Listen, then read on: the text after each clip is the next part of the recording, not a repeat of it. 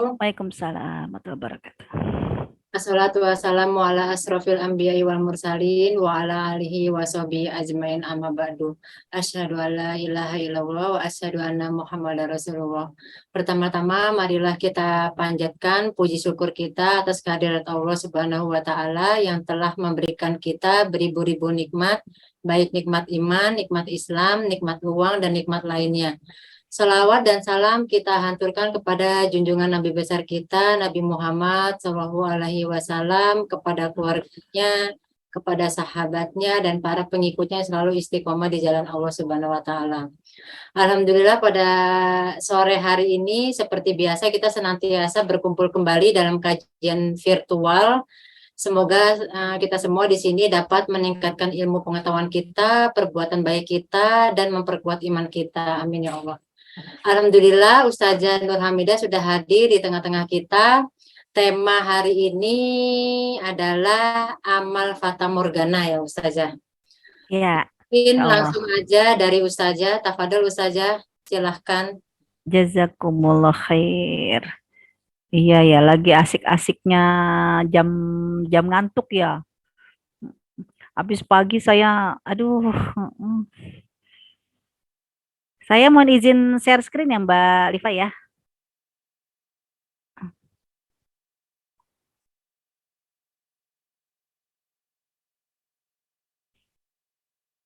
Nampak kan?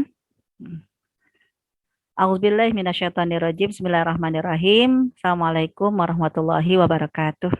Waalaikumsalam warahmatullahi wabarakatuh. Alhamdulillah wassalatu ala rasulillah wala haula wala quwata illa billah amma ba'du asyhadu an la ilaha illallah wahdahu la syarikalah wa asyhadu anna muhammadan abduhu wa rasuluhu la nabiyya ba'dah. Allahumma salli ala Muhammad wa ala ali Muhammad fil alamin innaka Hamidum Majid. Alhamdulillah rekan-rekan sekalian yang dirahmati oleh Allah Subhanahu wa taala, ketika hari ini kita diizinkan untuk bertemu ya walaupun masih virtual. Ya bismillah ya, suatu saat nanti kita bisa cipika cipiku ya untuk tatap muka, berkenalan, silaturahim ya ala kulihal semua qadarullah ya, tergantung dari rezeki yang Allah anugerahkan kepada kita. Namun walaupun pertemuan kita masih virtual, tapi jangan sampai amalan-amalan kita apa ya hanya juga dinikmati seperti fata morgana kan gitu. Ya karena kita nggak mau, walaupun kalau dilihat dari fenomena alam semesta, fata morgana itu sebuah keajaiban ya. Keajaiban inilah saat di padang pasir kita bisa lihat ya butiran-butiran pasir di padang pasir seakan-akan kan seperti air kan gitu. Tapi begitu didekati ternyata tidak ada. Kalau hanya sebuah fenomena alam, keajaiban alam, fata morgana itu bisa jadi sesuatu yang indah ya dalam pandangan kita. Tapi kalau amalan-amalan kita dianggap oleh Allah seperti fata morgana, ini yang benar-benar kita harus waspadai. Kata-kata fata morgana ini disebutkan oleh Allah Subhanahu wa taala ada di dalam surat An-Nur. Ya, surat An-Nur di ayat yang ke mana ya nih, ayat yang ke-39. Jadi menggunakan kata amalan fata morgana bukan kata saya. Dan ini bukan sebuah keajaiban yang kita banggakan, tapi surat An-Nur ayat ke-39 justru ketika amalan-amalan kita di mata Allah dianggap seperti fata morgana yang perlu kita warning, yang perlu kita berhati-hati. Aduh, ampun-ampun, jangan sampai begitu. Dan Allah yang mengatakannya langsung, amal-amal ya orang-orang kafir, tapi Jangan langsung kita menganggap waladina kafaru. Wah, ini mah orang kafir, bukan gue kali. Jangan, kita mau orang beriman tuh orang kafir no yang tidak beriman kepada Allah. Kita perlu ingat-ingat, kafir itu ada dua. Ada kafir bunyi, ada kafir silent. Kalau kafir bunyi, jelas-jelas mereka memang mengatakan, wah, saya bukan muslim, ya, saya kafir. Itu kafir bunyi. Tapi yang di dalam ayat ini yang kita khawatirkan bukan kafir bunyi, tapi kafir silent. Mulutnya mah beriman, tapi amalnya dianggap oleh Allah laksana orang kafir. Ya, kayak apa itu nanti orang kafir silent? Banyak apa yang nanti disebutkan oleh Allah amalan-amalan fata morgana, itulah contoh-contoh nanti aplikatif ya amalan-amalan orang kafir silent. Hanya di ayat ini Allah mengingatkan nanti orang-orang yang kafir silent ini a'maluhum, bukan karena mereka tidak beramal soleh, mereka mau beramal soleh, mereka sholat, mereka puasa, mereka zakat, berarti memang mulut mereka mau beriman, muslim. Orang mereka banyak amal-amalnya, tapi di mata Allah a'maluhum kasarabin. Amalan mereka seperti fata morgana. Berarti hati-hati, na'udzubillah min dzalik, kalau apa yang kita lakukan capek-capek ternyata dianggap fata morgana. Ini kalau versi surat An-Nur. Tapi kalau versi surat Al-Furqan beda lagi. Amalan ada yang nanti dianggap oleh Allah Subhanahu wa taala seperti apa? Ya seperti debu yang berterbangan. Ini surat Al-Furqan ayat yang ke-23. Haba'am mansura.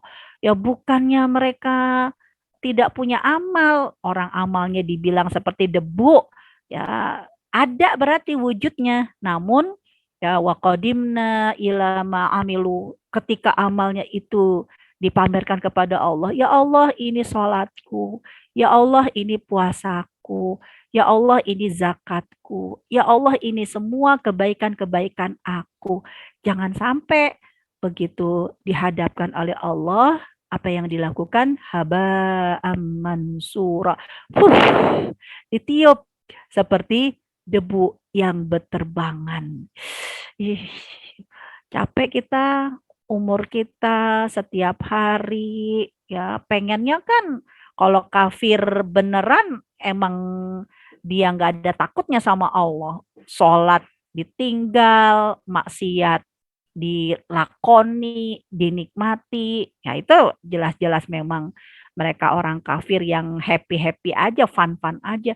Nah, sedangkan kita kan lagi enak-enak tidur, kebangun ya untuk qiyamul lail.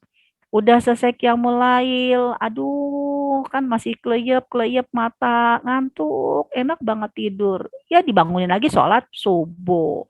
Ya habis sholat subuh kan apalagi katanya udaranya lagi sejuk-sejuk ya kan enak banget tuh. Ya kita tidur. Ya ternyata ibaratnya di waktu siang ya harus nggak hanya dibangunkan sholat ya kayak hari gini gitu ya sama Mbak Liva tadi ditelepon-teleponin kan atu-atu kenapa ya Allah Mbak Liva kagak boleh lihat orang belonjor dikit apa jam segini nyadarlah mata lagi ngantuk-ngantuk apalagi perut habis kenyang kan pengennya tidur tapi kan ayo ayo teman-teman ayo kita ngaji kan gitu ah ya kita banyak mengorbankan happy-happynya kita me time-nya kita ya hanya cuman untuk banyak berbuat baik coba kan nggak mau detik per menit per jam per hari udah kita korbankan nafsu kita korbankan segala emosi jiwa kita kan gitu katanya niatnya untuk beribadah ngumpulin pahala biar masuk surga ya Allah masa nanti seperti amalan fata morgana ya Allah masa sih seperti debu yang berterbangan kan kita nggak mau seperti itu ayo kalau begitu apa yang harus kita lakukan agar amalan kita tidak seperti fata morgana ya pertama ya tadi ya kita perlu mengingat tentang ciri-ciri kekafiran. Orang-orang kafir di dalam ayat-ayat Al-Quran kan banyak ya, misalnya kayak surat Al-Bayyinah, lam yakunil ladzina kafaru.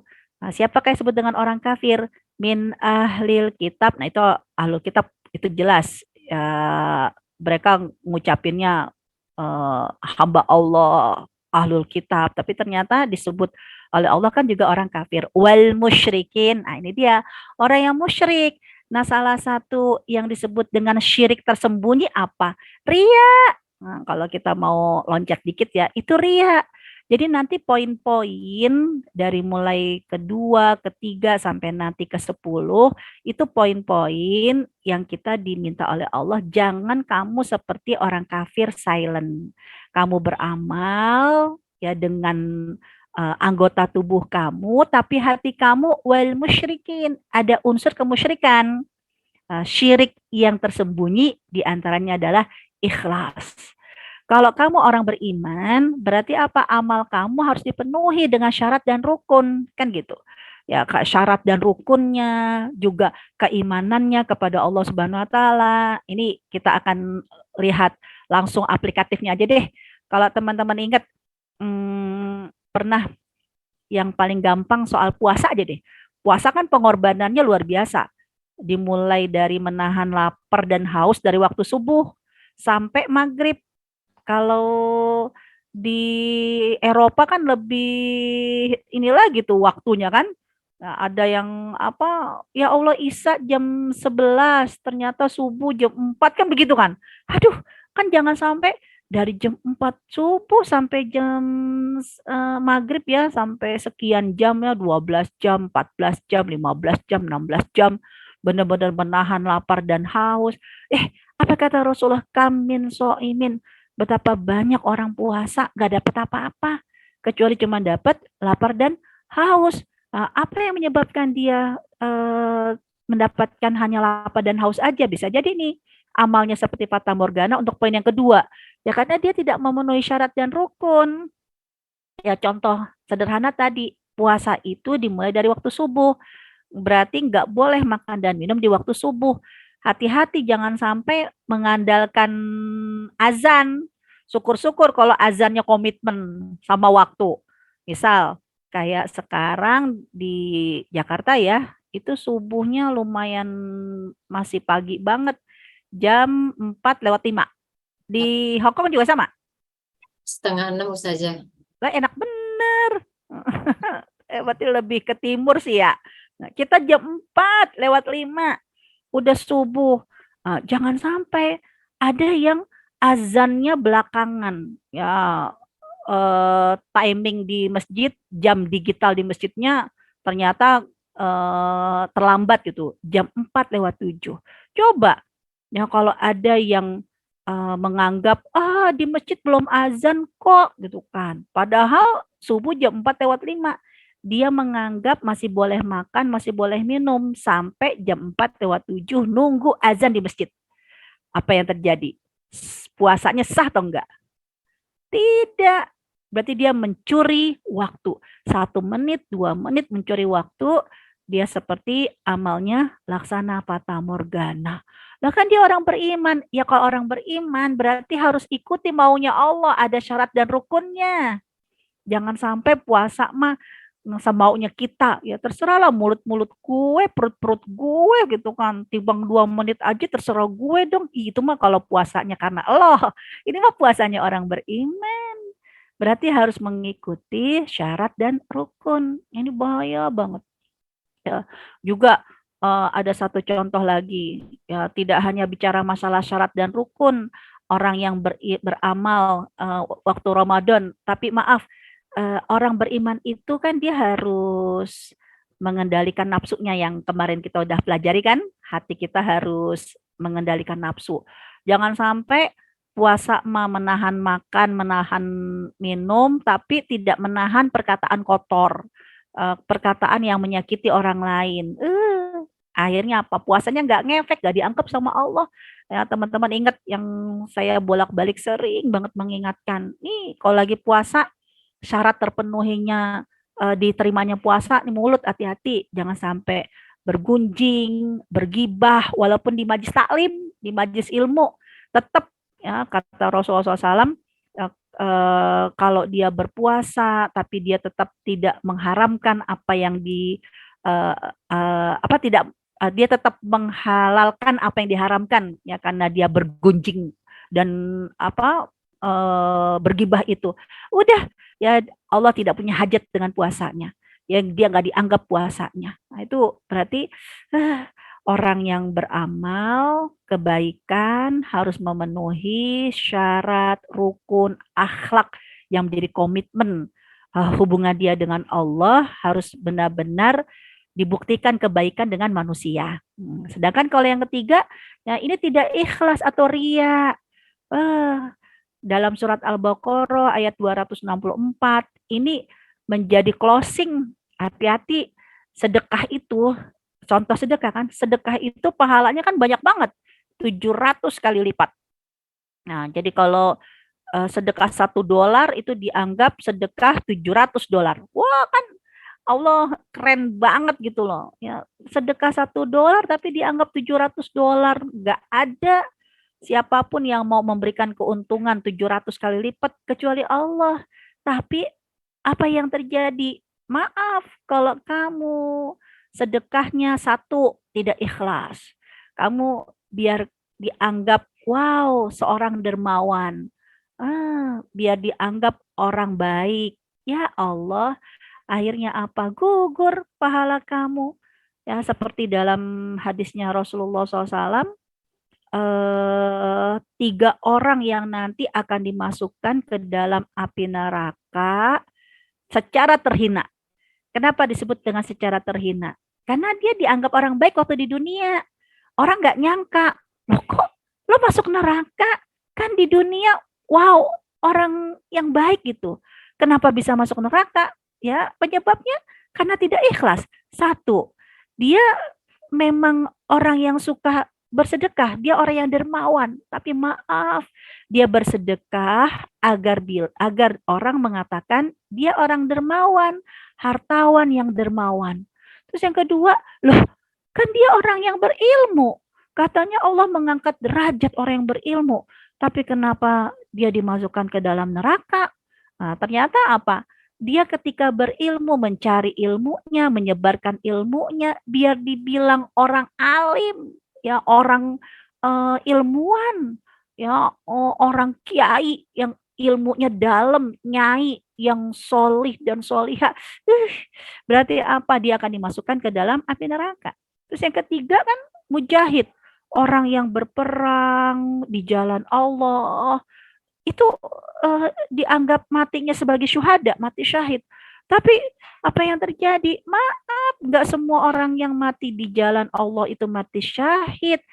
Kalau dia ternyata niatnya biar dibilang pahlawan, biar dibilang pemberani, Allah nggak ada hajat dalam kebaikan-kebaikan dia. Jadi benar-benar kita beramal itu harus benar-benar lillahi ta'ala deh.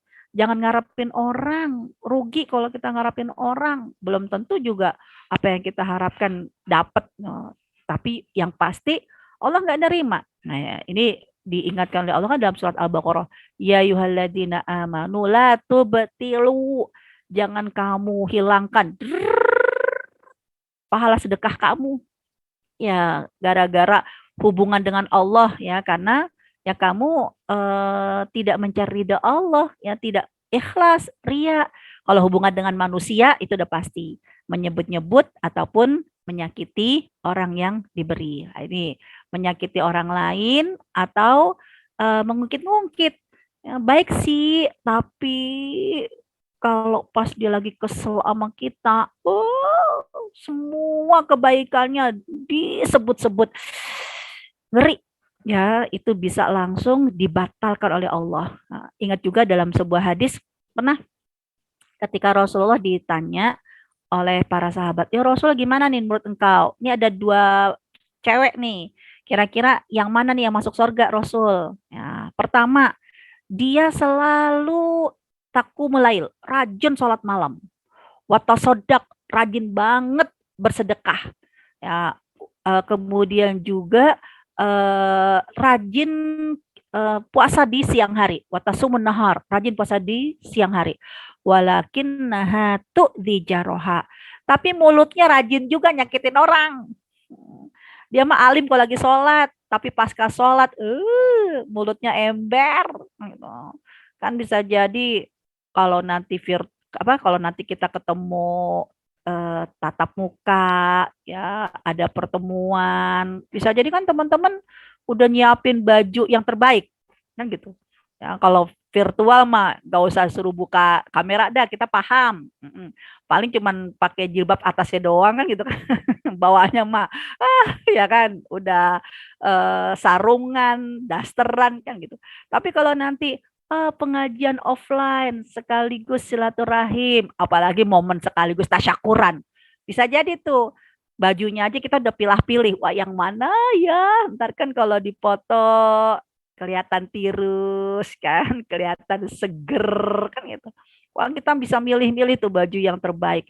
Jangan sampai, ya Allah, ya begitu lama nggak ketemu sama teman kita kan, dan dia mungkin lagi kepingin style baru lah, model baru ya, biasanya mungkin jilbabnya ya jilbab mancung ya, tiba-tiba kan pengen jilbab inilah hijaber lah yang atau yang dililit-lilit lah gitu kan, namanya juga udah merasa pantas di kaca kan, wah kayaknya mau style baru mau kelihatan manglingin, itu udah menurut dia yang terbaik karena udah bolak-balik bercermin.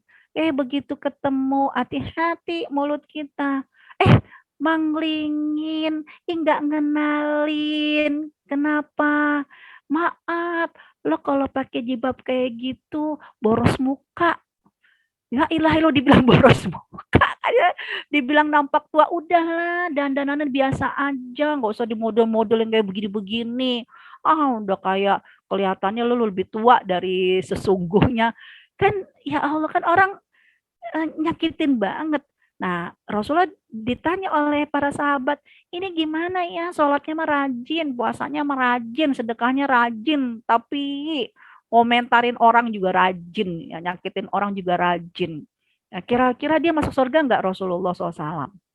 Sedangkan wanita yang kedua, dia sholat hanya yang wajib, dia puasa hanya yang Ramadan, dia bersedekah juga, tapi dia nggak pernah nyakitin orang lain. Nah, akhirnya apa?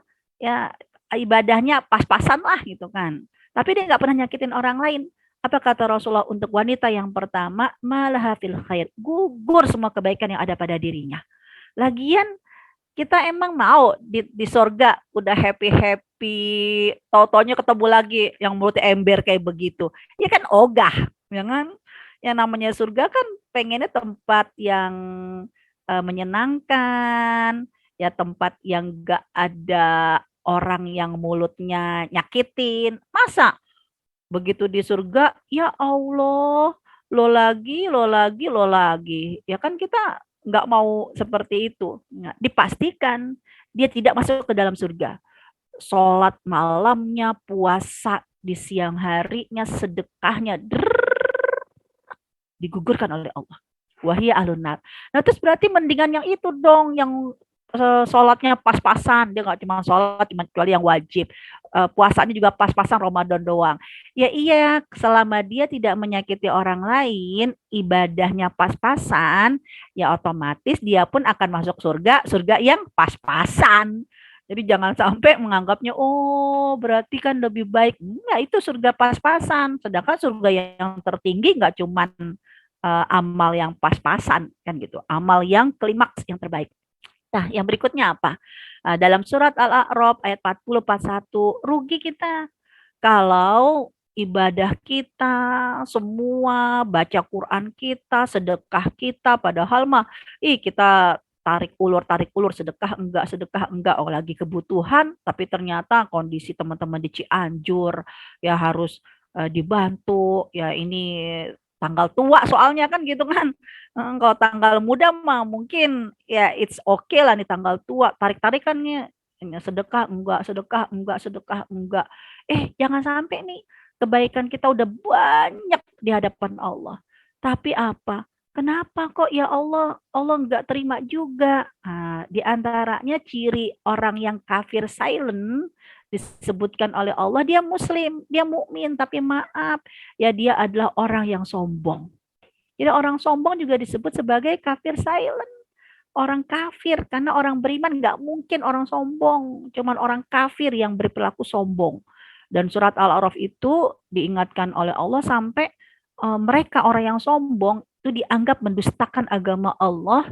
Bahkan nanti nggak akan dibukakan pintu-pintu langit ya dan tidak akan masuk ke dalam surga sampai mustahilnya ontak masuk ke lubang jarum.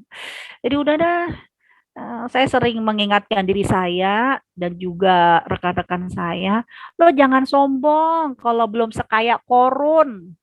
Ya, kalau kunci rumah, kunci apartemen, kunci mobil, ATM, kunci brankas masih bisa dibawa di tas, ya berarti apa? Belum sekaya Korun. Ya belagu ya gitu. Karena Korun itu kunci-kuncinya cuman kuncinya doang, kagak bisa dibawa sama tasnya Korun. Harus menyewa banyak orang untuk membawa kunci-kunci. Ada yang bilang sama saya, jadi Ustazah Korun itu kemana-mana bawa harta ya? Korun bukan tunawisma. Kalau kemana-mana bawa harta mah itu tunawisma. Korun itu kemana-mana kuncinya dibawa. Jadi Allah udah menyebut kayak begini. Korun itu kaya harta tapi miskin jiwa. Karena dia merasa semua hasil upayanya karena kekuatan dia. Dia miskin jiwa, dia lupa ada Allah. Lah kamu gaya banget ya merasa kaya padahal belum sekaya Korun. Sombong lagi. Ditelan bumi mah gampang oleh Allah Subhanahu wa taala. Udah kita kalau udah inget ayat ini terus inget ya Korun nggak akan belagu kita sama orang yang mentang-mentang wah tasnya merek ya udah megangnya udah beda deh dengan jamnya merek dikit-dikit lihat jam handphonenya merek dikit-dikit ya nyenggol orang pakai handphone ya memang sih nama amal lebih niat bukan gak boleh pakai yang bermerek-merek silakan pakai bermerek tapi kalau cuma punya 1, 2, 3, 10, 20 ya belum sekaya Korun jangan bergaya gitu kan jangan sok ngaku wah saya lebih hebat dari kamu. Korun yang lebih kaya aja tapi miskin jiwa dianggap orang kafir oleh Allah langsung ditenggelamkan sekejap mata.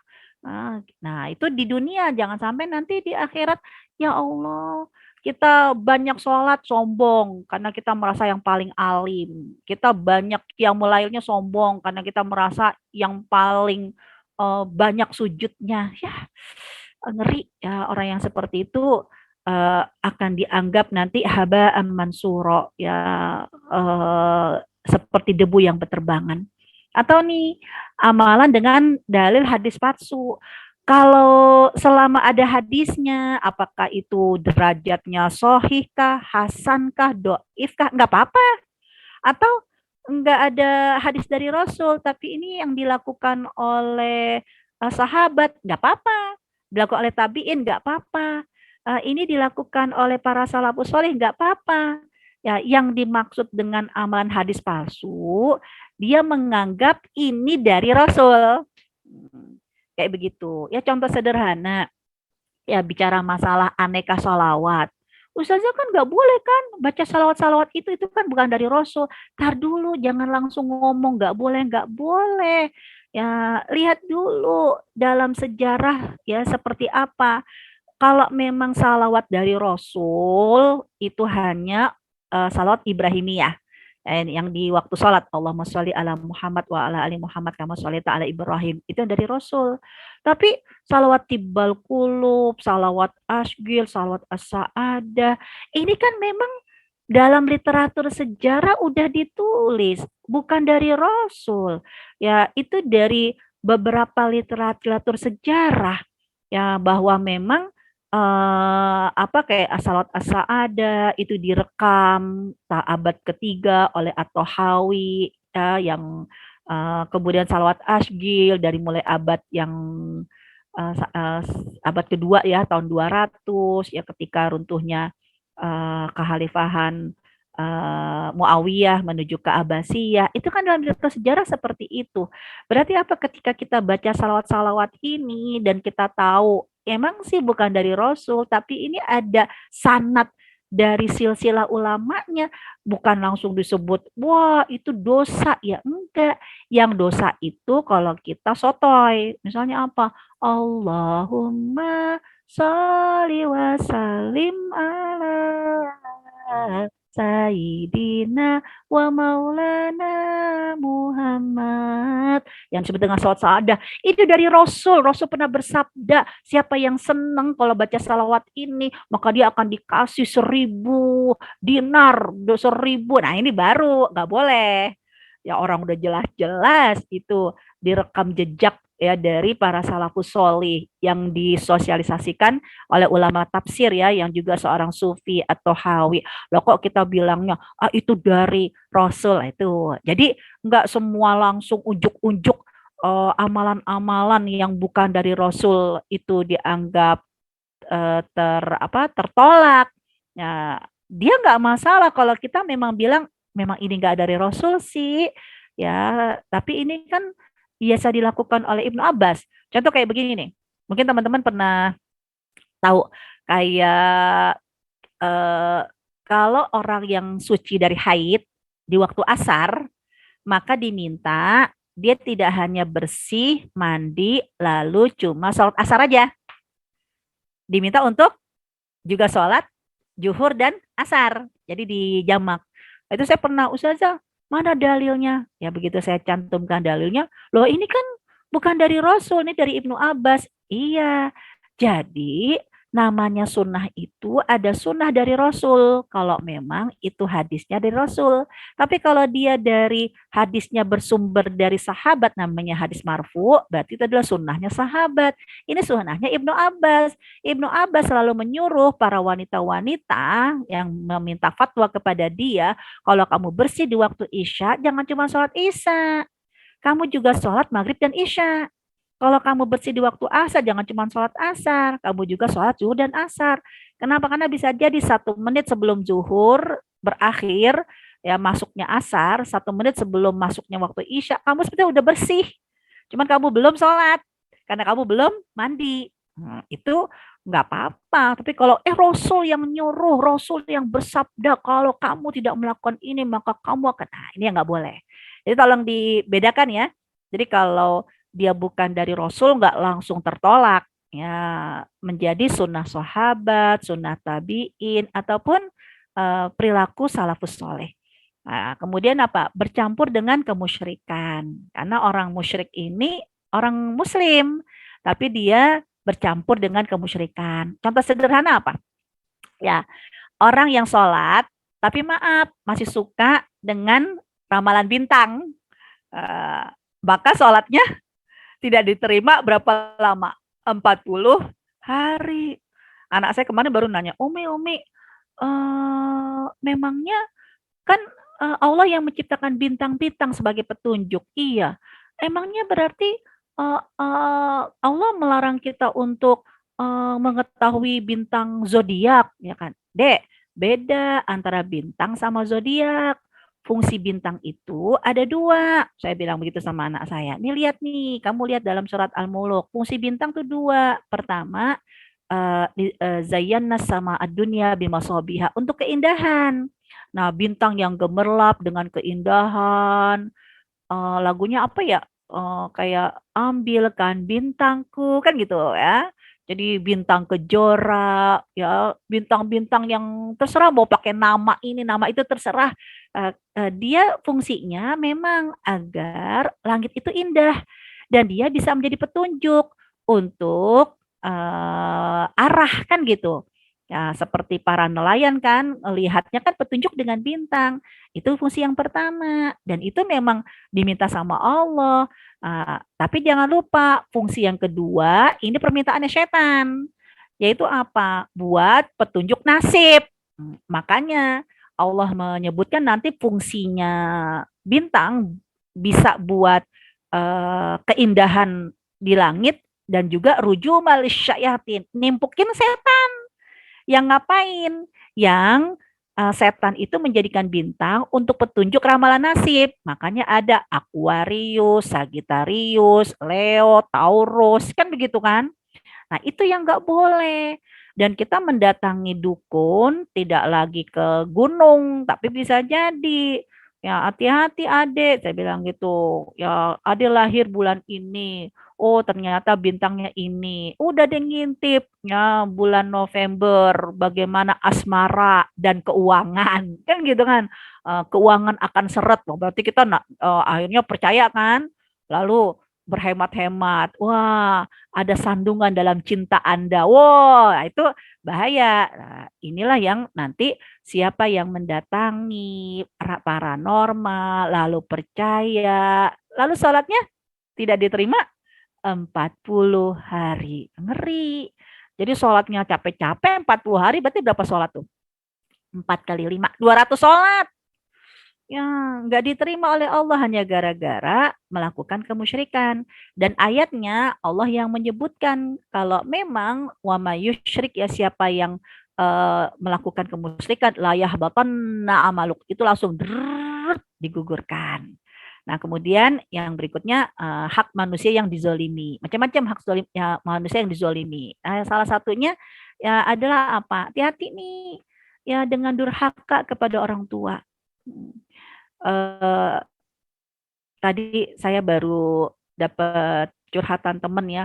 Ya Allah, doain aku ya, aku sabar. Kenapa papaku dalam kondisi yang tadinya lah berpikir kan udah detik-detik lah gitu kan. Tapi ternyata belum saatnya meninggal sampai anaknya satu persatu tuh udah merasa berat ya ninggalin papa gitu kan karena dianggapnya kan udah ngorok wah udah detik-detik kan ternyata sehari 2 hari seminggu 2 minggu sebulan 2 bulan kondisinya tidak berubah masih ngorok jadi kelihatannya nih kayak mau meninggal kok belum belum meninggal air satu persatu kakak-kakaknya udah nyerah saya kayak begini doain ya aku kuat saya memberikan kekuatan ya Allah ini justru pintu surga ya karena Rasul pernah bersabda celaka eh, apa ya 3 orang mereka yang ketika disebut nama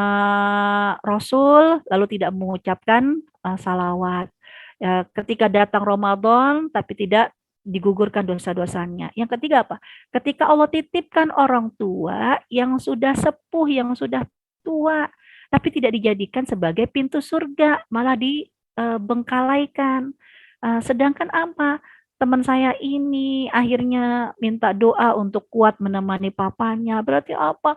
Ini kunci surga banget. Allah berarti memberikan apresiasi bahwa amalan yang terbaik seorang anak di detik-detik orang tuanya ketika membutuhkan, saat semuanya meninggalkan, ternyata kita yang merapat. Ya Allah, ini benar-benar udah menjadi pintu surga, gitu kan.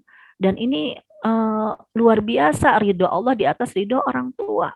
Karena orang yang durhaka dengan orang tua, apa kata Rasulullah SAW? 3 orang yang gak akan diterima baik amalan fardunya ataupun amalan sunnahnya. Ya, tadi yang syirik 5 waktu sholat selama 40 hari, berarti amalan fardu.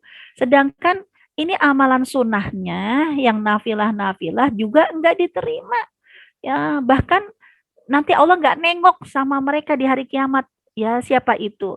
Mereka yang durhaka kepada orang tua.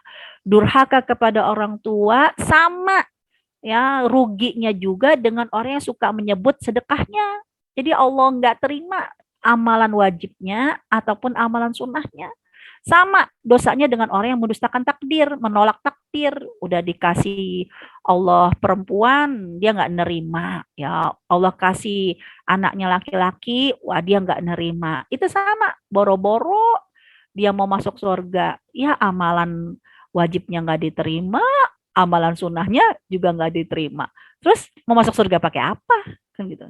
Ini jadi sebab karena durhaka dengan orang tua, nggak ditengok sama Allah, nauzubillah zalik ya di hari kiamat. Nah, yang terakhir ya, ya ini hati-hati. Ya amalan yang tidak diterima, bahkan qiyamul lailnya. Kan kita kayaknya kalau ada teman kita yang qiyamul lail, apalagi jujur Mbak Lifah, teman-teman di Jakarta ini subuh jam 4. La ilaha illallah, kita masang alarm setengah 4 kan dulu kalau subuhnya jam 5, apalagi setengah 6. Wah, kita kayaknya udah solihah banget dah. Lah ini jam setengah 4 kan, bisa jadi kan ya Allah baru ke kamar mandi, baru selesai segala macam, pokoknya lah jam 4 lewat 5 azan di Jakarta.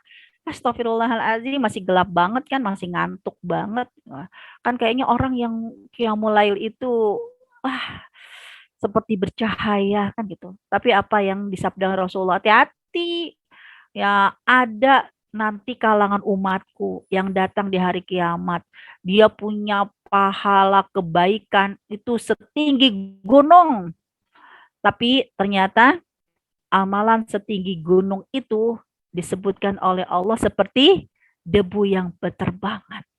Lalu Sauban ya, budaknya Anas bin Malik itu nanya, ya Rasulullah, tunjukkan kepada kami sifat-sifat mereka.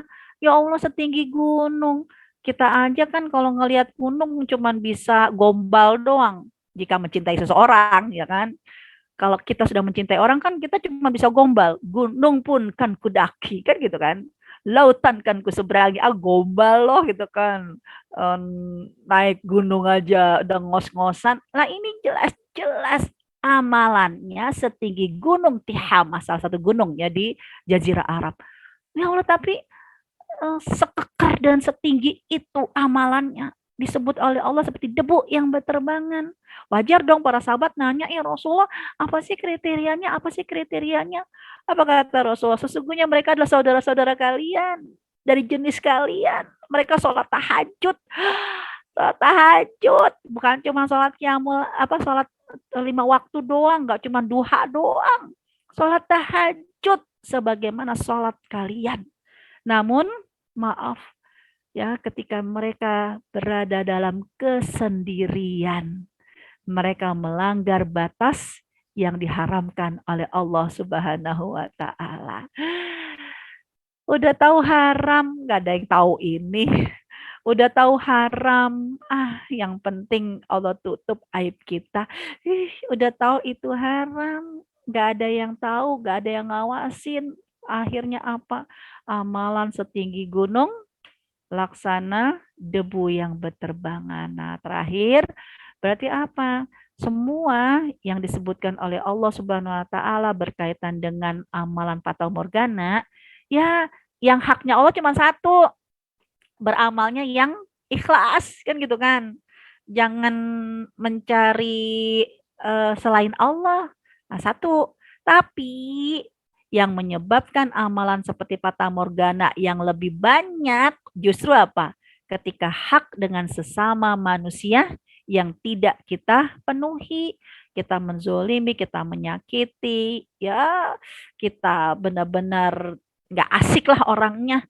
Ya, disitulah ya Allah mengingatkan dalam surat Al-A'raf, proses nanti seperti gunung, lalu akhirnya menjadi debu yang berterbangan seperti fata morgana. Kenapa? Karena nanti fenomenanya disaksikan oleh mereka di tiang gantungan yang disebut dengan Al-A'raf. Ya, posisinya kan orang tuh bisa ngelihat gunung tinggi. Ya kalau dia memang di posisi yang tinggi, ya dia bisa tahu, oh saya itu punya gunung. Ya, ternyata ketika Allah menyebutkan nih orang-orang yang baik-baik kayak begini nih, kenapa mereka bisa melihat amalannya digugurkan oleh Allah seperti fata morgana?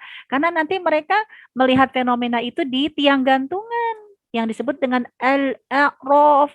Dia bisa melihat surga, dia bisa melihat amalannya, dia bisa melihat semua yang ada di neraka. Tapi ternyata apa? Ya gara-gara dua hal waktu dia berinteraksi dengan manusia yang tidak dijaga.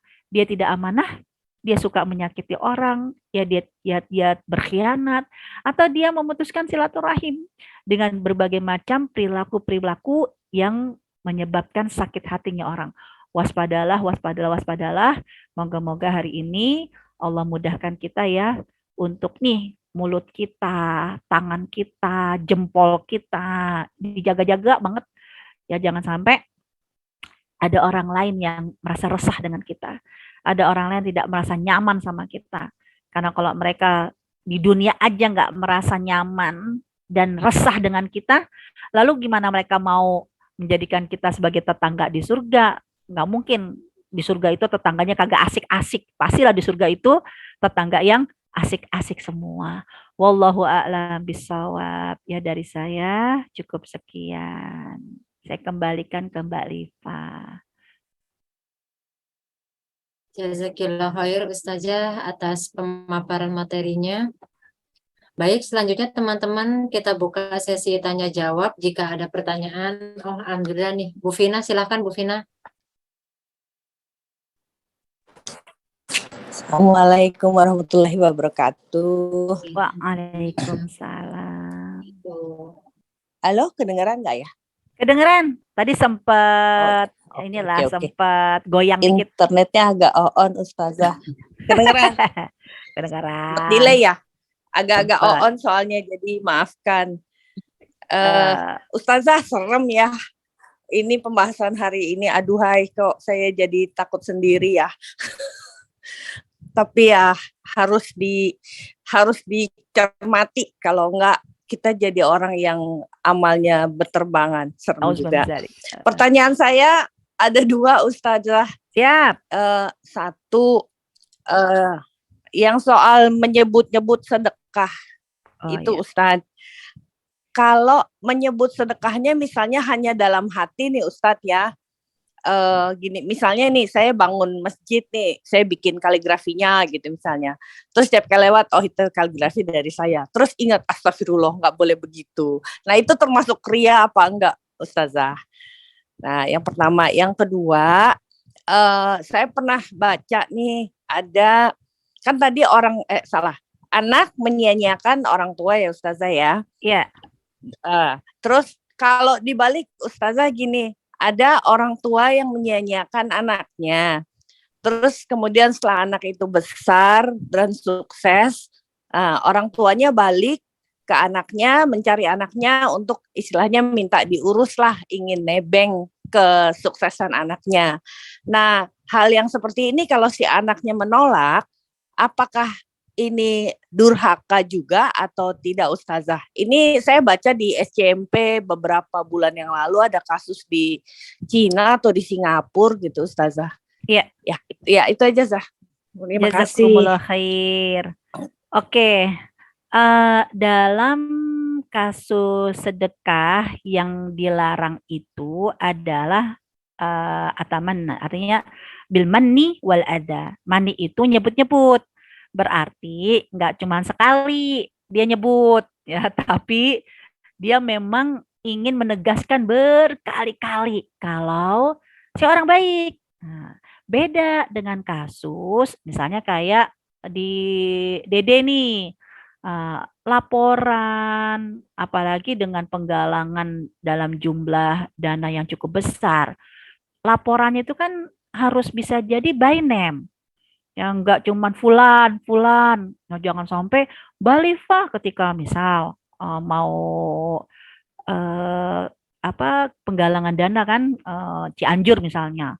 Kan bisa jadi Balifah ketika mau nyumbang, please dong kebijakan sekarang dalam nominal sekian itu harus pakai nama kan gitu. Jangan enggak pakai nama. Jangan sampai Mbak Liva gimana sih nggak denger ya pengajiannya Ustazah? Aku nggak mau nanti gara-gara Mbak Liva nyuruh aku nyebut namaku, nanti akhirnya amalan sedekahku berguguran seperti debu yang berterbangan. Mbak Liva tanggung jawab ya. Nggak begitu. Ya, yang disebut dengan bil mani itu adalah menyebut-nyebut yang memang ada hubungannya, satu, untuk kesombongan. Kedua, ya untuk menyakiti orang lain. Nah, biasanya kasus seperti ini adalah kasus yang maaf, ketika kita diawali dengan niatnya bukan karena Allah. Kita niat memberi, ya biar ada keuntungan lah. Menabur kebaikan agar nanti kan kebaikan itu bisa berbalik kepada kita dari orang yang biasa kita beri. Itu niat kita nih. Suatu saat, ya Allah, orang yang kita kasih nih, kayak kacang lupa kulitnya, yang boro-boro ngormatin kita minta tolong aja, kayaknya nggak prioritas banget. Nah, ini potensi nih, gara-gara kita ria anas, kepingin dipuji sama orang, kepingin dapat keuntungan dari orang, tapi ternyata tidak kita dapati potensi itu. Bilman nih, apa? Kamu nggak inget ya, kalau bukan aku yang bantuin kamu sekolah, yang ngasih beasiswa, gimana kamu bisa jadi orang? Ingat nih muka ibu nih ya, itu dia.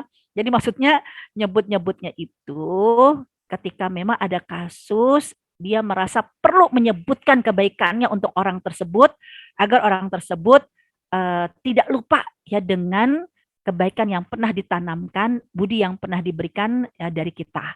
Tapi kalau babnya tadi ya pertama harus laporan, kedua memang untuk keteladanan, no problem.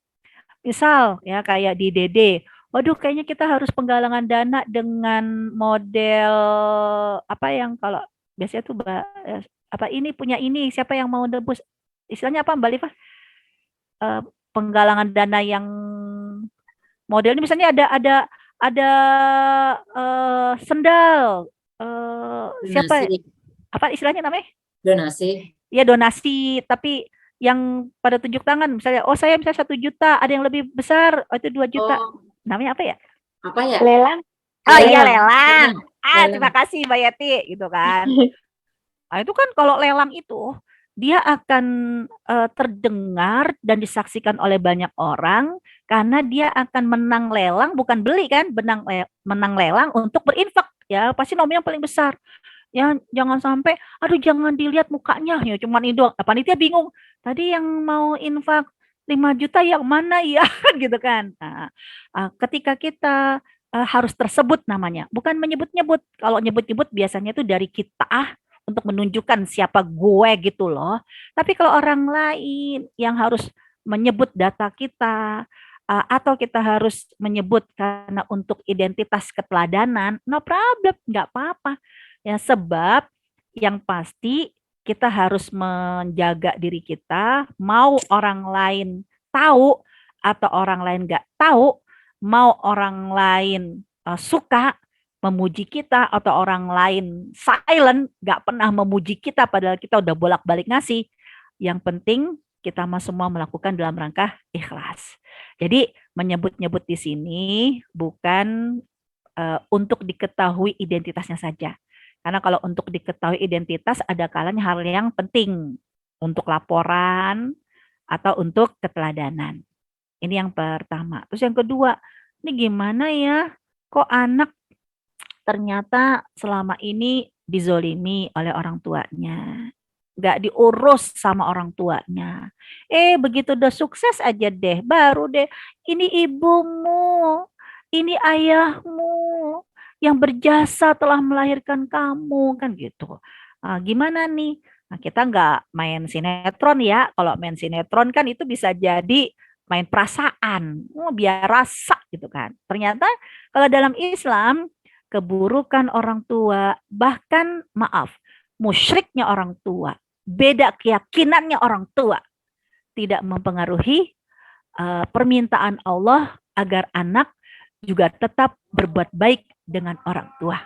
Masalah nanti kezaliman orang tua itu juga tidak akan dimaafkan. Dia akan tetap diminta pertanggungjawaban. Jadi bisa jadi ketika anak ini tetap berbuat baik kepada orang tua, maka kezaliman-kezaliman orang tua ya kalau nanti dia kekurangan pahala ya, maka dosa-dosa orang tua itu ya yang kezaliman atau tidak memenuhi haknya itu akan menjadi transfer pahala ya, karena dosa-dosa anak ya itu akan digugurkan oleh Allah ya dengan dibayarkan karena pahala orang tua ya itu diberikan kepada kita atau dosa kita diberikan kepada orang tua ya, artinya apapun yang terjadi mau orang tuanya penjahat, orang tuanya zolim, bahkan orang tua kafir sekalipun, ya Allah tetap meminta anak itu berbuat baik.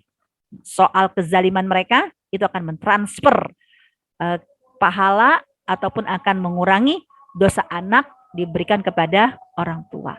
Wallahu a'lam. Jazakallah khair Ustazah Wa sekali. iyakum. Terima kasih banyak. Sama-sama. Alhamdulillah Bu Vina sudah jelas ya Bu Vina ya. Selanjutnya ada lagi teman-teman yang ingin bertanya. Ini benar kata Bu Vina loh, amalnya ngeri, amal Fata Morgana ya saja ya. Kok poin-poinnya saya juga pernah mendapati hal seperti itu. Ya, jelas Mbak Ifah, makasih.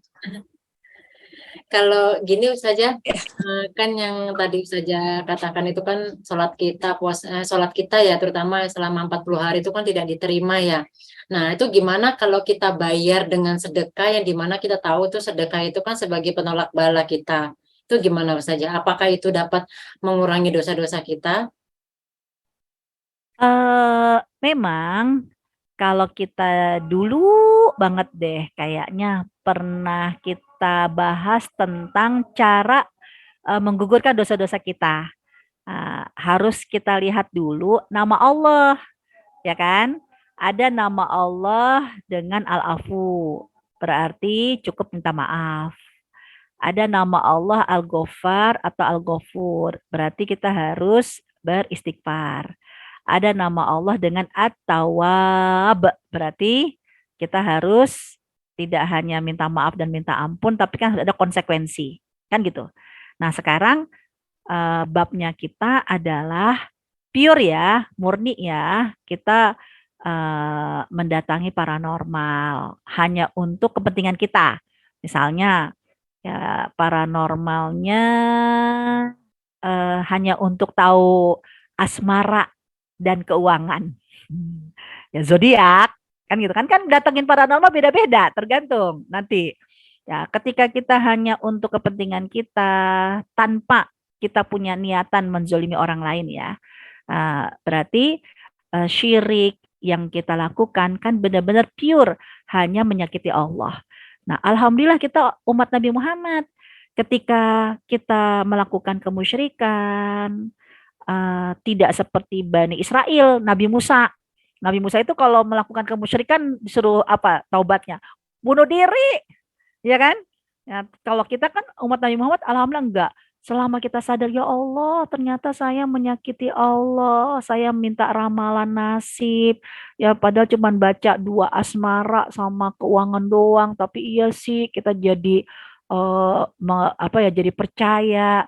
Nah, merasa bersalah, lalu kita beristighfar dan ingin menggugurkannya, memperbanyak sedekah, memperbanyak sholat taubat, ya, lalu mengingatkan anak kita, saudara kita, jangan deh, jangan baca-baca begitu lagi, itu syirik. Nah, moga-moga itu sudah digugurkan oleh Allah Subhanahu Wa Taala.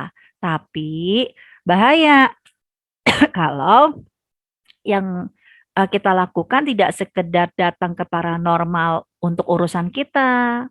Maaf, kan ada kalanya mendatangi paranormal itu ya tujuannya untuk mengeksekusi orang lain. Ya, untuk menyakiti orang lain kan gitu kan? Ya, misalnya gimana sih ya biar dia nggak sukses, biar dia sakit. Nah, itu kan juga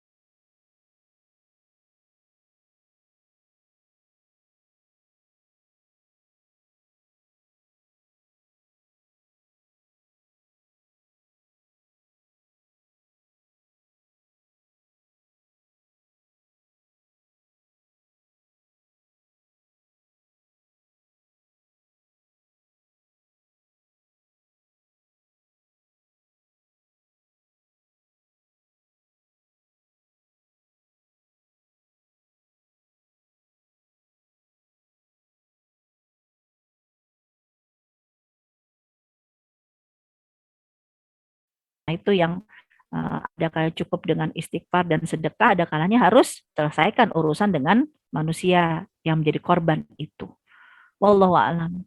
Kayak gitu Mbak, sebab gini Mbak Liva, kayak dulu tuh pernah ada dukun yang kerjasama sama wanita Yahudi untuk meletakkan jampi-jampi ya racun yang nggak ketahuan ke makanan Nabi Muhammad.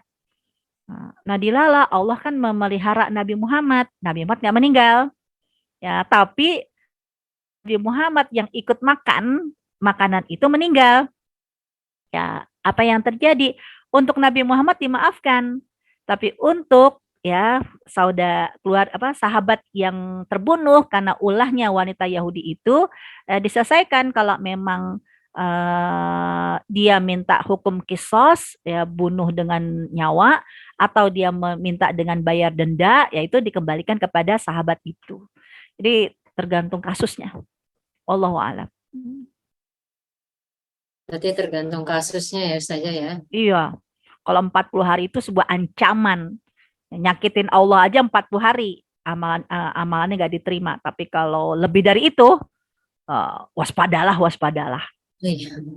Waspadalah. Terus saja yang terkait kayak ramalan tadi, kalau kita hubungkan dengan kayak mata kedutan, itu pertanda bla bla bla bla. Apakah itu bagian dari kesirikan juga ya saja ya? Kemusyrikan ya? Iya, kemusyrikan. Namanya tatoyur.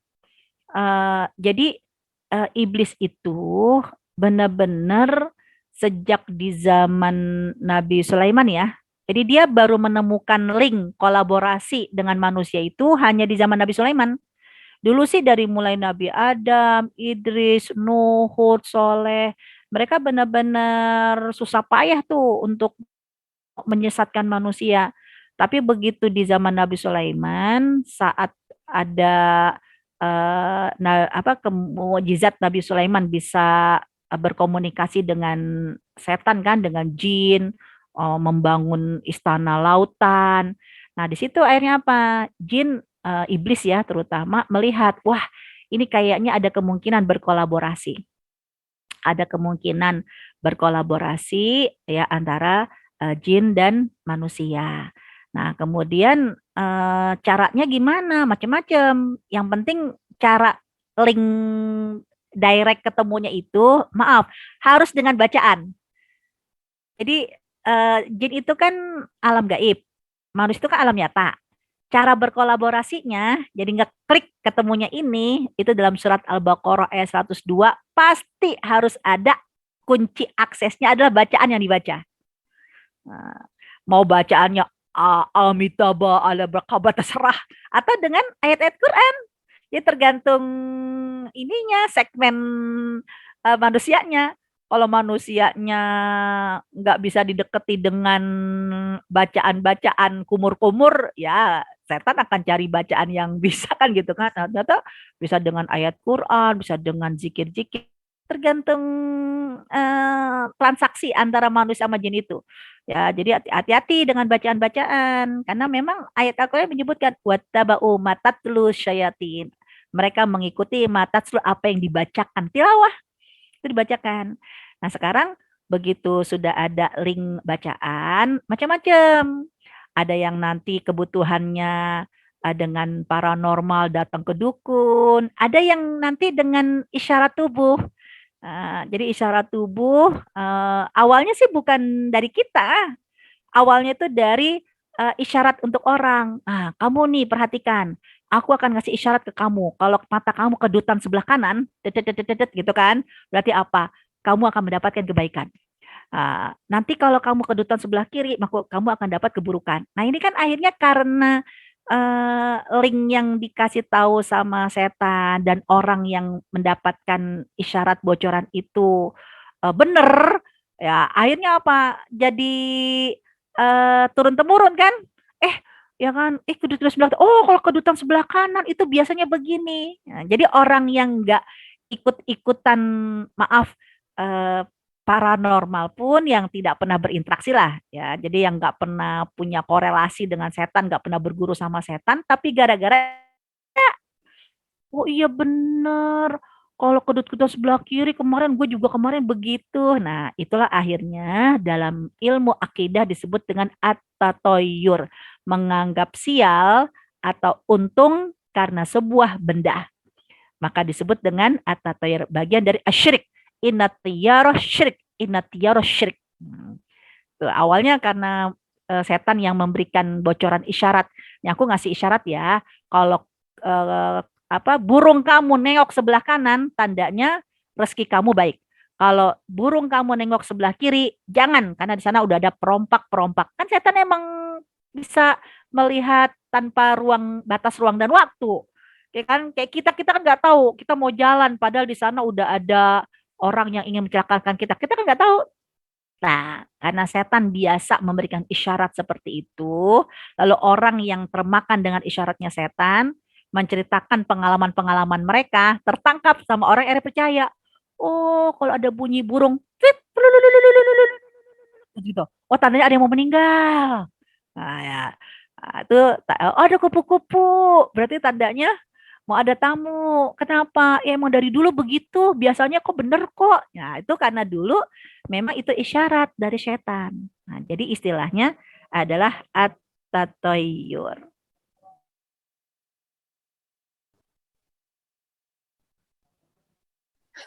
Bacaan kumur-kumur ya masih. Saya dulu kecil tuh dengan bacaan kumur-kumur. Iya, sebab begini Mbak Liva, maaf ya. Jadi kenapa saya bilang kumur-kumur sekarang dengan tilawah, karena eh orang Islam sekarang, masyarakat sekarang deh tuh suka nggak bisa ngebedain antara ustadz sama dukun. Betul. Jadi ustadz dibilang dukun, dukun dibilang ustadz. Maksudnya apa?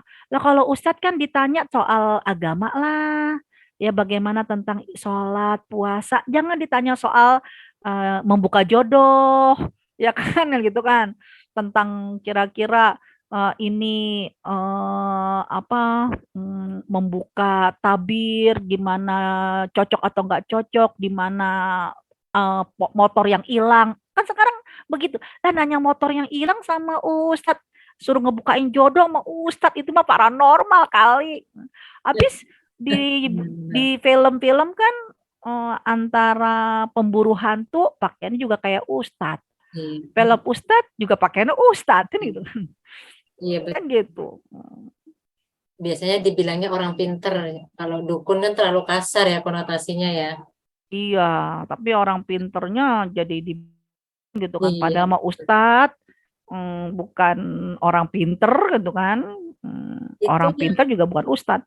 yang terkait kedut-kedutan itu ada bukunya loh, ada buku yang dijual loh saja.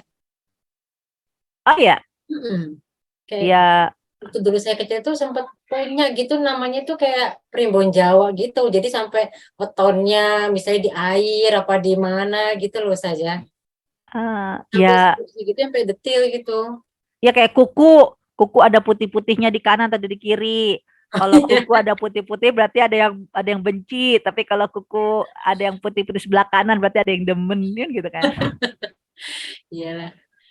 Emang biasanya ya, kalau isyarat-isyarat pengalaman-pengalaman dari dulu-dulu itu benar. Ya karena itu memang bocoran dari setan. Ya kalau setan ngasih bocorannya kagak bener, orang kagak mau lagi percaya. Iya betul. Ya kan? Ya primbon-primbon harus benar. Iya. Secara kan suaminya orang Jogja ya saja ya, salah ya. Emang primbonnya banyak. Jangan sampai ini nikah kamu jangan tanggal ini, jangan tanggal itu. Nanti kamu kalau ini hitungannya begini, hitungannya kamu lahir tanggal begini, begitu. Betul. Ngaduk teh manis saja ada ininya ya saya. Baik saja pertanyaan selanjutnya. Bagaimana dengan kebanyakan orang Jawa akan mengadakan doa dan menyediakan makanan untuk memperingati weton kelahiran seseorang. Saya sendiri kurang tahu doa-doa apa yang dipanjatkan. Seingat saya, makanan dibagi ke tetangga sekitar, tapi mereka juga menyediakan makanan di meja kecil. Ada bunga di gelas plus air, terus ada lilin juga. Dan kitanya tidak boleh memakan makanan tersebut. Besok paginya baru dibuang. Itu gimana Ustazah? Menurut Ustazah? kalau lihat dari kasus seperti itu, berarti inilah yang disebut dengan wama uhilla bihi ligairillah. Apa istilahnya ya? Kalau orang Bali tuh sajen, sesajen ya? Berarti kan Sajen. sesajen ya. Ah, sesajen secara fisik dia bisa jadi benda-bendanya benda-benda yang halal. Karena sesajen itu kan sangat memungkinkan makanan-makanan yang terbaik. Ya, misalnya kayak ayam hitam, telurnya putih kan gitu. Jadi nah itu kan bisa jadi kan dipilih yang terbaik kan begitu kan. Namun tidak menjadikan haram untuk semua wadah yang kena. Beda sama babi. Itu surat apa ya? Surat Al-Baqarah itu wama uhilla bihi ligairillah, jangan. Surat Al-Baqarah saya ingat cuman angka 91-nya doang. Eh, apa 19. Jadi wama uhilla bihi ligairillah. Ya, nanti saya coba cek lagi. Jadi Allah Subhanahu wa taala iya benar. Mohon maaf bukan 191 ayat 172 73 surat Al-Baqarah. Jadi pertanyaan ini dijawab oleh Allah dalam surat Al-Baqarah ayat 173. Nah, ketika Allah menyebutkan kalau dari 172-nya deh, ya ayyuhalladzina amanu, hai orang-orang yang beriman, kulu, silahkan kamu makan minat thayyibat yang baik-baik, ma razaqnakum dari rezeki yang Allah berikan kepada kamu. Washkuru lillah, tapi jangan lupa ya, kamu bisa makan yang enak-enak itu bukan dari orang lain, bukan dari dewa lain, tapi kamu dapat makan enak-enak itu dari siapa? Dari Washkurulillah, bersyukurlah kamu kepada Allah jika kalian beribadah ya menyembahnya.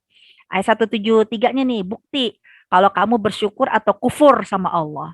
Lihat, inna maharrama alaikumul maitata. Kalau kamu bersyukur kepada Allah, ikutin maunya Allah.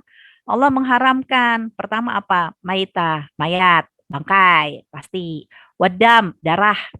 Darah yang dimaksud bukan darah yang, ya Allah kita lagi makan opor, lagi makan ayam Kentucky, kurang mateng kayaknya jadi ada darahnya. Ini jadi haram nggak? Ya enggak lah. Darah yang dimaksud di sini darah yang memang disengaja untuk dimakan. Kayak dulu apa maros ya. Nah, maros ya itu. Lagi juga orang yang makan gulai ayam masih ada darahnya kagak jadi makan. Enak kan gitu kan? Mana ada yang jangan matang-matang ya masak gulenya, masak opor kenapa? Saya kepengen yang ada darah-darahnya. Ih, kekedek. Nah, ini bukan darah itu yang dimaksud. Itu mah tidak menjadikan opornya sepanci jadi haram enggak. Kemudian apa? Walahmal khinzir, babi ya.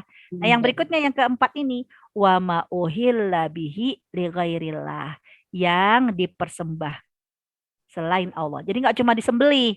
Kalau dulu kan memang zamannya Nabi Muhammad eh, proses sesajen itu dengan hewan sembelih. Kalau kita kan nggak dengan hewan sembelihan. Ya, ayam disembelih, tapi mungkin cuma satu potong yang dijadikan sajen. Hanya yang satu potong itu yang diharamkan. Bukan karena zatnya, tapi karena inama a'malu biniat. Sudah diniatkan untuk dipersembahkan kepada selain Allah. Nah, ini jadi yang masuk kategori syirik.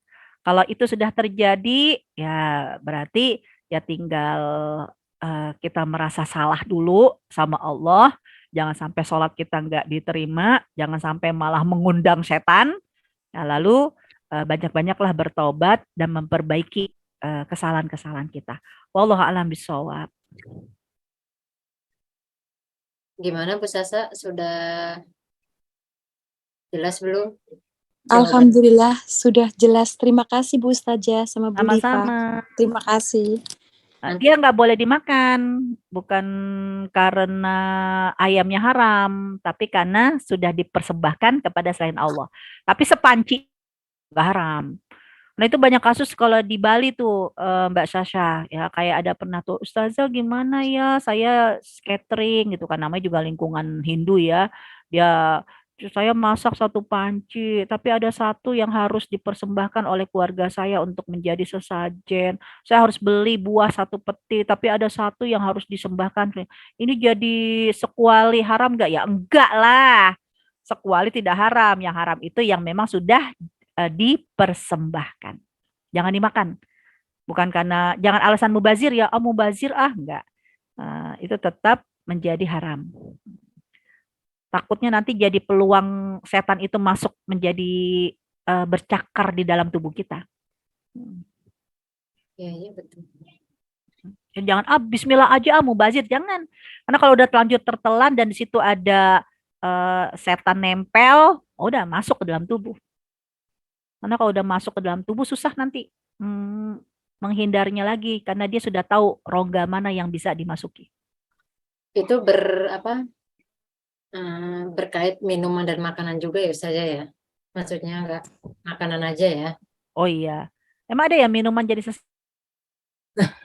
Kali aja saja ada. Kayaknya maaf Bu saja, seingat saya tuh dulu waktu kalau pulang ke Indonesia gitu, mereka itu nyediain ada teh manis juga. Terus aku tanya, itu buat Kopi kali apa? bisa saya kopi pahit. Iya. Terus jangan Hitam. diminum ya, itu bukan buat kita gitu. Tapi saya sendiri kurang begitu, agak-agak lupa udah lama dulu Bu Ustazah. Iya. Jadi terima kasih atas penjelasan barusan. Sama-sama. Bermanfaat banget. Alhamdulillah. Baik teman-teman, ada lagi yang bertanya sebelum kita close pertanyaan? Kau yang mengawali, kau yang mengakhiri. Itu tadi kayaknya ini ya lebih ngarah ke lagu-lagu nih saja nih kayaknya. Bu Lulu mungkin Bu Lulu. Ada Bu Lulu. Kenal ya Ustazah? Oh, lu kita. Salimah Ustazah? Enggak ada Belipah. Bu Lulu Salimah. Oh, bukan Ustazah, udah enggak. Oh, Salimah ada di Hong Kong ya? Nah, itu zaman dahulu Ustazah. Zaman dahulu. Saya kesini saja. Bu Lulu mau bertanya, Bu Lulu? Enggak ada Mbak Lifah. Bu Lulu maunya menjawab. Mungkin sekarang gantian mungkin Ustazah yang bertanya sama. Oh, sip. Langsung ditinggal saya. Ustazah tadi yang terkait PPT-nya itu nggak masuk Ustazah ke saya itu. Oh. Jadi filenya kosong itu munculnya di saya. Mungkin nanti bisa diulang kembali Ustazah. Oh gitu. Ya, ini kita selesai. Dong ya? Hah? Masa sih nggak masuk? Iya, nggak masuk Ustazah. Nggak apa-apa nanti setelah kajian ini nggak apa-apa Ustazah. Siap. Baik teman-teman, karena sudah sore, sudah mendekati waktu maghrib. Mari terima kasih atas kehadiran teman-teman, Ustazah juga yang tadi juga sudah on time datangnya. Terima kasih juga kepada teman-teman atas kehadirannya hari ini. Baik, mari kita tutup kajian Selasa hari ini dengan membaca hamdalah dan doa kafaratul majelis. Alhamdulillah. Amin.